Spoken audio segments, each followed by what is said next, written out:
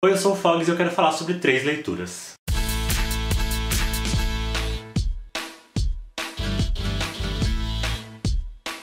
Nos últimos meses eu não tenho lido tanto quanto eu gostaria, porque eu tô numa mistura de ressaca com agenda cheia. Então eu estou criando este quadro novo, assim com bastante aspas, para poder discutir algumas leituras que eu fiz nos últimos meses, bem no sentido de leituras do mês, só que não no final do mês. Eu não sei se algum canal já fez alguma coisa parecida com isso, eu acredito que sim, porque é uma coisa muito simples, mas eu não conheço ninguém. Então se vocês conhecerem alguém, deixa aqui nos comentários que eu coloco na descrição dando os créditos. O primeiro livro que eu quero falar hoje é Vai Sonhando, da Cynthia Zagato, que foi a minha leitura mais recente. A gente acompanha a história dessa banda de 4 rapazes e a relação que eles têm entre si de amizade e de romance. No começo do livro eles conseguem assinar com uma gravadora antes mesmo de completar 1 ano de banda, então é tudo muito novo pra eles. E eles precisam lidar agora com esses sentimentos de realizar esse sonho que eles têm, que é de fazer sucesso com a banda, enquanto convivem no ônibus com os outros garotos e com o que cada um tá sentindo. Uma coisa bem legal desse livro é que ele tem esse plano de fundo musical, então ele fala de muitas bandas, tem muitas letras de música dentro da história, e vocês sabem que eu gosto bastante disso. E isso deixa um clima bem gostoso durante o livro, porque você vai pegando algumas dicas e algumas músicas você já conhece, e você vê como elas se encaixam aqui na vida dos personagens, é muito bacana isso. Aqui na descrição tem o link da playlist oficial pra vocês conhecerem as músicas. Apesar desse fundo musical, esse livro pra mim, ele é muito mais sobre os personagens e sobre como eles se relacionam. A gente vê aqui como a amizade dos garotos é muito importante na vida de cada um deles, como essa amizade sustenta a banda, e como isso começa a ficar complicado quando outros sentimentos começam a entrar aí no meio. Eu acho que essa história de amizade que vira romance, ou que quer virar romance, poderia acontecer em qualquer lugar, mas o fato de ser uma banda e eles estarem trancados aí dentro do ônibus e tendo que conviver 24 horas por dia, com os nervos à flor da pele de tocar e realizar esse sonho, segurar essa responsabilidade, tudo fica ainda mais intenso, a reação deles pra cada coisa que acontece é muito mais forte e tudo toma uma proporção muito maior, por conta dessa proximidade que eles têm de ter que ficar ali encarando a cara um do outro. Eu fiquei bem preso nessa leitura, os capítulos são curtos e andam depressa, então naquele negócio de só mais um capítulo, quando você vê, você passou da metade, mas a minha parte favorita foram os últimos 25% do livro. No começo do livro eu tava um pouco confuso, porque são 4 caras, e são 4 personagens novos, com os nomes que se misturaram na minha cabeça, mas a partir de um momento eu consegui entender, consegui decorar quem era quem e como é que funcionava esse relacionamento deles. Conforme a turnê vai andando, tem um acontecimento que, se você prestar atenção, você vê que ele vai sendo construído, e ali por mais ou menos 3/4 do livro ele explode, e aí eu fiquei muito ansioso pra saber como é que a banda ia lidar com isso, como é que a amizade dos meninos ia sobreviver a tudo isso. É uma leitura que eu gostei bastante, eu vou fazer uma resenha completa ainda em agosto, mas já fica a dica pra quem tá procurando um romance LGBT pra ler e gosta de livros com bastante música. Eu tenho 2 recados sobre esse livro. O primeiro é que o Three Dudes tem um cupom de desconto pra você que quer comprar na loja oficial da Cynthia. O link tá aqui na descrição e se você usar o cupom 3D, você ganha 5% de desconto e ainda ajuda a gente. Então dá uma olhada lá pra você conhecer a sinopse oficial e outros detalhes do livro. E o segundo recado é que dia 12 de agosto, sábado, não agora, o próximo, vai acontecer lá em São Paulo, na Casa 1, o lançamento desse livro. Então você pode comprar pelo nosso link e retirar lá na hora com a Cynthia, autografar, tirar uma foto com ela, ou você pode deixar pra comprar na hora, porque 10% das vendas que forem realizadas lá no evento vão ser destinadas pra Casa 1. Pra quem não conhece, a Casa 1 é um centro de cultura e acolhimento LGBT, o link também tá aqui na descrição pra você conhecer o trabalho deles. Então se você estiver em São Paulo durante o dia 12 de agosto, dá uma passada lá pra conhecer o trabalho da Cynthia, pra comprar o livro e pra ajudar a Casa 1 também. O segundo livro que eu quero falar hoje é Carry On, da Rainbow Rowell, e eu tava com muita expectativa pra esse livro, porque todo mundo diz que ama ele, e eu amei, mas eu me ferrei um pouquinho aí nas minhas expectativas. Carry On é o primeiro livro de fantasia da Rainbow Rowell, e ele fala sobre o Simon Snow, que é o escolhido pra salvar o mundo da magia de uma terrível ameaça. Parece a descrição de Harry Potter, porque em Fangirl, que é esse outro livro da autora, o Simon Snow é o Harry Potter,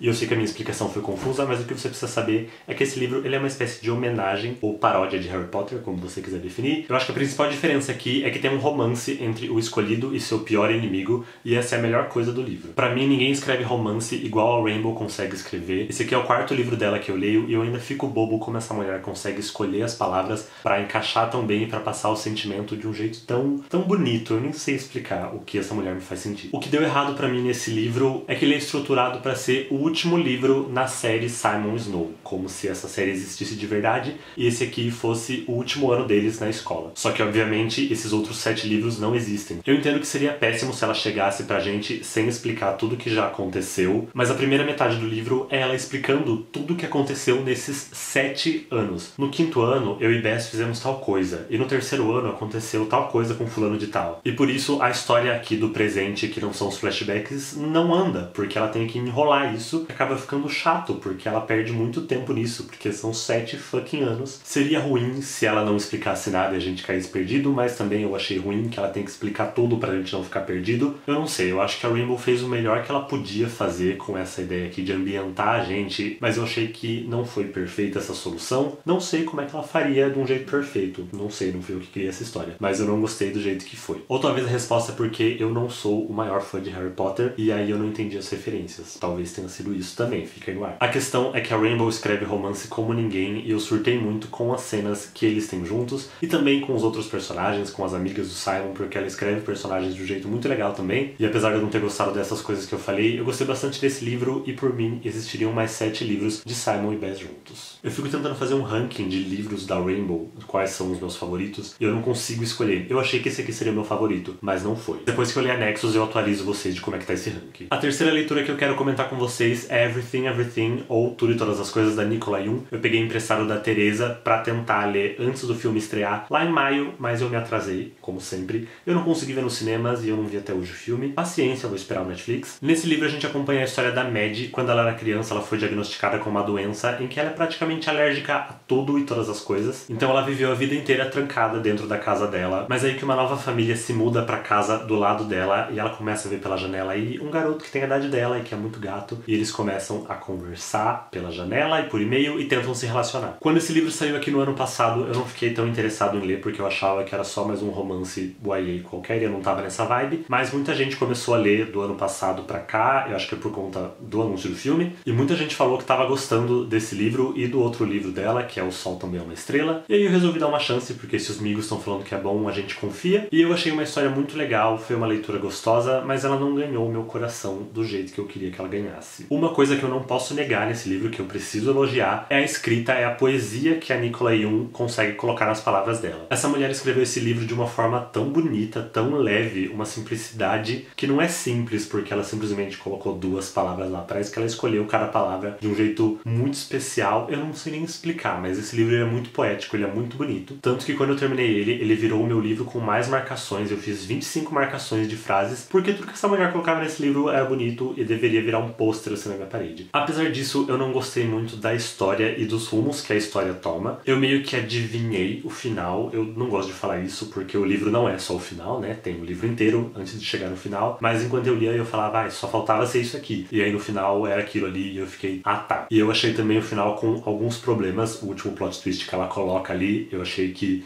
não foi uma decisão muito legal pro rumo que a história tomou. Então, infelizmente, foi um livro que eu não gostei o tanto que eu queria ter gostado. Eu preciso começar a gerenciar melhor as minhas expectativas, né? Eu acho que eu falei isso no último Leituras de Mês, que foi o de maio, que também foi um desastre, porque eu li várias coisas que eu não gostei, mas eu realmente não sei não criar expectativas pra livros. De qualquer forma, eu ainda vou ler O Sol Também é uma Estrela, porque todo mundo diz que é melhor que Tudo e Todas as Coisas, e porque eu amei a escrita dessa mulher, e tudo que ela escreveu agora eu quero dar uma chance. Esse era o vídeo de hoje. Se você gostou, não esquece de deixar um like, comenta aqui também se você gostou deste formato novo, se você tem alguma sugestão pra eu fazer, pra eu organizar essas leituras. Todos os links que eu citei, tanto dos livros como as informações sobre Vai Sonhando e sobre o evento de lançamento, estão aqui na descrição, inclusive as nossas redes sociais pra você falar com a gente. Aqui do lado estão aparecendo outros 2 vídeos que você pode gostar, você pode clicar aqui na bolinha e se inscrever e não perder as próximas coisas que a gente postar, e a gente se vê no próximo vídeo. Tchau!